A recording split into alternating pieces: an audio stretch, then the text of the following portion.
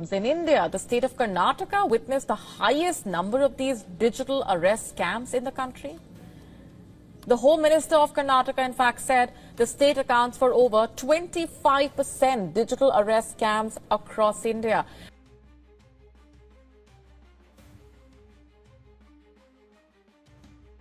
ವೀಕ್ಷಕರೇ ಎಂಟಿ ಕಪ್ಸ್ ಕನ್ನಡ ಚಾನಲ್ಗೆ ಸ್ವಾಗತ. ಟೆಕ್ನಾಲಜಿ ಅಪ್ಗ್ರೇಡ್ ಆಗ್ತಾ ಇದ್ದಾಗೆ ಮೋಸ ಮಾಡೋರು ಕೂಡ ಅಪ್ಗ್ರೇಡ್ ಆಗ್ತಾ ಇರ್ತಾರೆ.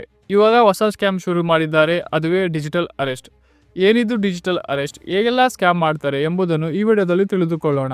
ಡಿಜಿಟಲ್ ಅರೆಸ್ಟ್ ಈ ಜಾಲದಲ್ಲಿ ಮೋಸ ಹೋದ ಬಹುತೇಕ ಜನ ಬಿಸ್ನೆಸ್ ಮ್ಯಾನ್, ಡಾಕ್ಟರ್ಸ್ ಮತ್ತು ಇಂಜಿನಿಯರ್ಸ್ಗಳಾಗಿದ್ದಾರೆ. ಇತ್ತೀಚೆಗಷ್ಟೇ ಬೆಂಗಳೂರು ಮೂಲದ ವಿಕ್ರಮ್ ಎಂಬ ಸಾಫ್ಟ್ವೇರ್ ಇಂಜಿನಿಯರ್ ಈ ಜಾಲಕ್ಕೆ ಸಿಲುಕಿ ಬರೋಬ್ಬರಿ 11,80,00,000 ಹಣವನ್ನು ಕಳೆದುಕೊಂಡಿದ್ದಾರೆ. ಇದು ಡಿಜಿಟಲ್ ಅರೆಸ್ಟ್ನಲ್ಲಿ ಕಳೆದುಕೊಂಡ ಬಹುದೊಡ್ಡ ಮೊತ್ತವಾಗಿದೆ. ನವೆಂಬರ್ 11, 2024 ವಿಕ್ರಮ್ಗೆ ಅಪರಿಚಿತ ಸಂಖ್ಯೆಯಿಂದ ಕರೆ ಬರುತ್ತದೆ. ಕರೆ ಮಾಡಿದವನು ತಾವು TRAI ಅಧಿಕಾರಿ ಎಂದು ಪರಿಚಯಿಸಿಕೊಳ್ಳುತ್ತಾನೆ.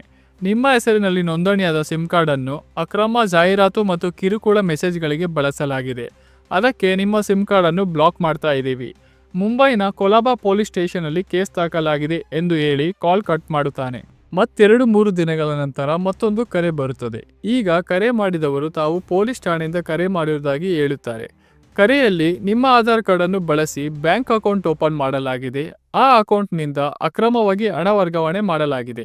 ಈ ಕುರಿತು ಮುಂಬೈ ಪೊಲೀಸ್ ಠಾಣೆಯಲ್ಲಿ ಕೇಸ್ ದಾಖಲಾಗಿದೆ ಎಂದು ಹೇಳುತ್ತಾರೆ. ಈ ವಿಚಾರಣೆಗೆ ನೀವು ಸಹಕರಿಸಬೇಕು ಮತ್ತು ನಿಮ್ಮ ಕುಟುಂಬ ಸದಸ್ಯರಿಗೆ ಈ ವಿಚಾರ ತಿಳಿಸಬಾರದು ಎಂದು ಹೇಳಿ ಕಾಲ್ ಕಟ್ ಮಾಡುತ್ತಾರೆ. ನವೆಂಬರ್ 25, 2024 ವಿಕ್ರಮ್ಗೆ ಮತ್ತೊಂದು ಕರೆ ಬರುತ್ತದೆ.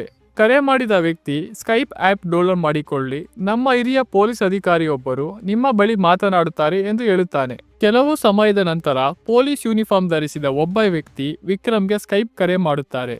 ಕರೆಯಲ್ಲಿ ನರೇಶ್ ಗೋಯಲ್ ಎಂಬ ಉದ್ಯಮಿ ನಿಮ್ಮ ಆಧಾರ್ ಕಾರ್ಡ್ ಅನ್ನು ಬಳಸಿ ಕೆನರಾ ಬ್ಯಾಂಕ್ನಲ್ಲಿ ಅಕೌಂಟ್ ಓಪನ್ ಮಾಡಿ 6 ಕೋಟಿಗೂ ಅಧಿಕ ಹಣವನ್ನು ವರ್ಗಾವಣೆ ಮಾಡಿದ್ದಾರೆ.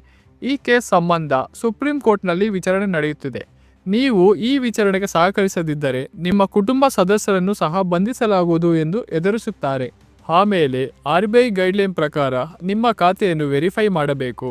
ನಾವು ಹೇಳಿದ ಅಕೌಂಟ್ಗೆ ಹಣವನ್ನು ಟ್ರಾನ್ಸ್ಫರ್ ಮಾಡಿ ಎಂದು ಹೇಳಿ ಮೊದಲು 75 ಲಕ್ಷ, ಆನಂತರ 3,41,00,000, ಇದೇ ತರಹ ಬೇರೆ ಬೇರೆ ಅಕೌಂಟ್ಗೆ ಬರೋಬ್ಬರಿ 11,80,00,000 ಹಣವನ್ನು ಟ್ರಾನ್ಸ್ಫರ್ ಮಾಡಿಸಿಕೊಂಡಿದ್ದಾರೆ. ವಂಚಕರು ಹೆಚ್ಚಿನ ಹಣಕ್ಕಾಗಿ ಬೇಡಿಕೆ ಇಟ್ಟಾಗ ವಿಕ್ರಮ್ಗೆ ತಾನು ಸೈಬರ್ ಫ್ರಾಡ್ಗೆ ಒಳಗಾಗಿದ್ದೀನಿ ಎಂದು ತಿಳಿದು ಡಿಸೆಂಬರ್ 12, 2024 ಪೊಲೀಸ್ ಠಾಣೆಯಲ್ಲಿ ಪ್ರಕರಣ ದಾಖಲಿಸಿದ್ದಾರೆ.